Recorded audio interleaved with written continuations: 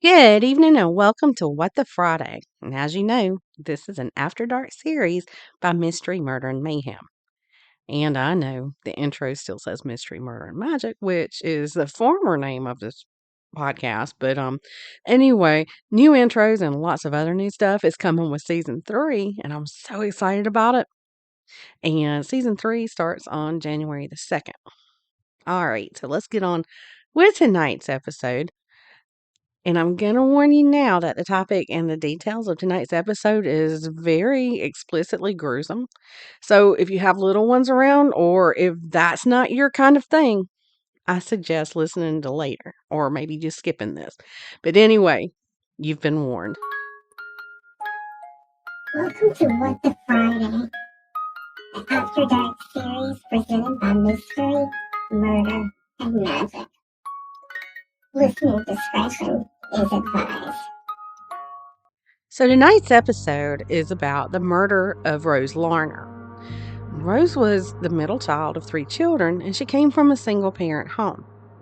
Her parents had divorced when she was only 4 years old. In school, she was described as being a very brilliant student. And about the time she turned 18, she became rebellious, and adults who knew her described her as being kind of hard to handle. But if you needed her, she was the first person to be there to help you out. She did have a part-time job at a local pizza restaurant there in Lansing, Michigan. And among other things, she enjoyed hanging out at night with her friends, and because of that, her family nicknamed her a vampire. Well, somewhere over the course of time, Rose met a man named John Ortiz Kehoe. He was a local rapper, and Rose was quite smitten with him. And eventually, the two did begin dating, and when John needed somewhere to live, Rose talked her mom into letting John live there. Now, Rose's mom, her name is also Rose. She liked John at first, but one day she walked into Rose's room and she saw a stash of guns and money laying out. Well, apparently, John was a drug dealer, and because of this, Rose's mom kicked him out. Well, after John was kicked out, the relationship between him and Rose started to deteriorate. In November, after they broke up, there was a party that Rose knew John would be at. So Rose showed up at that party, and this led to a huge argument. It ended with Rose backing her van into John's truck, and John threatening to kill her. Well, on the night of December the 7th, 1993, Rose stopped at a convenience store where her mom worked, and she had went there to tell her that she was going over to her friend Keith's house to hang out. But her mom told her that she didn't want her to go because she just had this bad feeling about it. And like I said, Rose was rebellious, so she went anyway. And that was the last time her mom saw her alive, because she was never seen or heard from again. Well, by the next day, Rose hasn't shown up, and her mom calls Keith to see if, he knew where her daughter was, but he told her that Rose had never even showed up at her house. So then the mom calls the police and reports her missing. And at first the police thought that maybe Rose had ran away since she was this rebellious girl, but after checking her phone records, they realized that this was truly a missing persons case. Rose had never really even planned on going over to Keith's house. But there's something here that bugs me. They didn't even start actively, as in the police, as being they, didn't start actively searching for Rose until she had been missing for 2 weeks. Rose's mom, she would drive around places that it was known that she would frequent with her friends. There was no sign of her. There had been rumors circulating that Rose was either in a basement of somebody's house or in somebody's backyard. So finally a massive search started in the Lansing area. Basements in the area were searched, as well as, grave pits, anything they could find, they searched, but Rose was nowhere to be found. And when police returned, or they turned to the community for help, hundreds of tips were given, and most of them mentioned the names John and Billy. Now, one of the first people that they questioned after Rose went missing was Rose's ex-boyfriend, John. And John told police that at the time that Rose had gone missing, he had been hanging out with their mutual friend, Billy Brown. And Billy backed up John's alibi. Well, with no evidence or leads, Rose's case went cold for 2.5 years. At some point, the Michigan State Police started investigating John and Billy, too. And they found that together, they had a large-scale drug dealing operation going on, and they had customers all over the state of Michigan.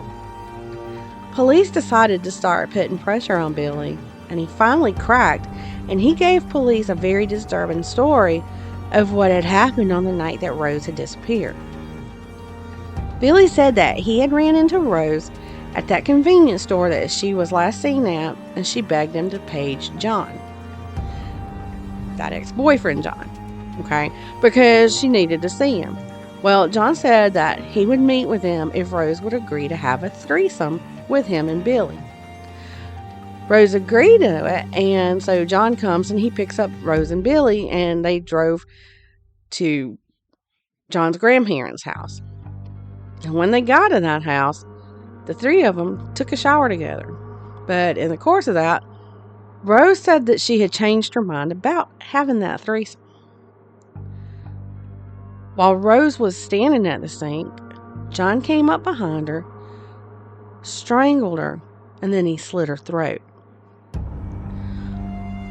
Well, after he killed her, he then dismembered her body, and he looked to Billy for help cleaning up the mess that they had made in the house.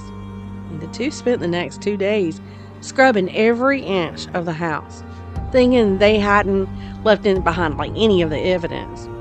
After they were satisfied with the cleaning job they had done, they drove Rose's body to a cabin that Billy's parents owned, and once they were there, they burned Rose's body and scattered the ashes along the highways in Michigan.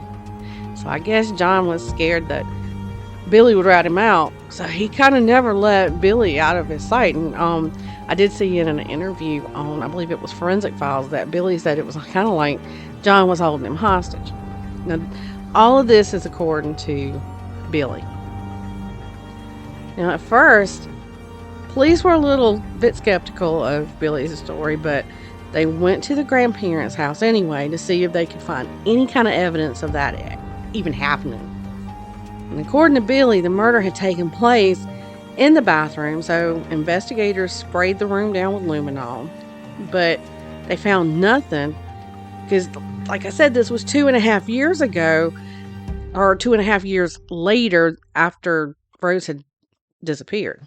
Well, they didn't give up, though, and it's a good thing that they didn't, because in the hallway, they found a small spot of blood on the wallpaper, so they collected it. When they compared it to a sample of bloods that they already had of Rose's from when she had reported a sexual assault several years ago, and this was several years before she was even murdered, two blood samples, they turned out to match. From there, police went on to that cabin where Billy said that Rose's body had been burned, and they began closely examining the fire pit. Ultraviolet light was used, and bone fragments that were no bigger than the size of a pea were found. And they were identified as those belonging to a teenager or a young adult, but they had been burned so badly they couldn't get DNA from them. Well, somewhere along the line, John must have gotten the idea that he was about to be arrested for Rose's murder, so he fled the country and went to Mexico. And after 6 months, though, he was finally arrested. And when police found him, he was actually in a bar drinking. So after the investigation was finished, this is what police put together that had happened. On December the 7th, 1993, Rose called Billy and asked him to contact John to see if they could get together, smoke weed, have sex, and just hang out. John drives over and picks up Billy and Rose around 3 in the morning. They drive to a dark, secluded area to have some sort of sexual relations, and then after that, John drives to the store where he purchased the hatchet, knife, and lighter fluid And then they drive out to John's grandparents' house. The grandparents were out of town at that time. When they get to the house, John and Rose have sex again, and then the three of them, John, Rose, and Billy, they take a shower together. Well, as they're getting dressed in the bathroom, John steps up behind Rose and some type of cord in his hands, and this is when he strangles Rose. Billy only intervened to ask why he was killing Rose. John's response was, quote, "That bitch has got to go, and that's what's going to happen," end quote. And by now, Rose is dead, so John places her body in the bathtub and slits her throat. John and Billy leave the bathroom to go do some cocaine, but soon John returns to the bathroom and began dismembering her body with the hatchet. After that, John moves the body parts into the basement and returns to clean the house with Billy's help. From here, the two drive with Rose's remains to the cabin that Billy's family owns. It's about 100 miles away, and once they're there, they dig a pit and lay a bed of logs in it. They lay Rose's torso on the logs and then douse it with the lighter fluid and let the fire burn for somewhere around 10 hours. Now, Billy says that John took some of Rose's flesh, put it on a piece of bread with mustard, and ate it. But that part has never been proven to be true. And when the fire went out, John and Billy gathered the ashes into 2 trash bags and spread the ashes along the highways of Michigan. When the case went to trial, John's defense was that it had actually been Billy who had killed Rose, but the prosecution wasn't buying it. And they said that John had more of a motive to kill Rose because he wanted her out of his life. And John said that Rose just wouldn't leave him alone, and she would even follow him when he was on dates with other girls. And another thing that Billy had told the police was that when they were on the way to the grandparents' house, John had stopped at a store and purchased that hatchet, a knife, and a lighter fluid. There's something else that you need to know about Billy Brown, though. He and Rose had been practically best friends since elementary school. And at one time, they had even had crushes on each other. So it just bugs me that Billy did nothing to try and stop John from killing her. I guess maybe he was more concerned with what Billy might do to him if he intervened. But God, it just seems like he would try and save his friend. Anyway, when all was said and done, John was found guilty of first-degree murder and sentenced to life without parole. And would you believe he even laughed when he received that verdict? To this day, he claims he isn't guilty, that it was Billy who actually killed Rose. He claims that Billy killed her because she denied him sex and had rejected him many, many times. And get this, y'all, he has a Facebook page where he shares his struggles of appealing his case. And in one post, he says that he's representing himself in his appeals.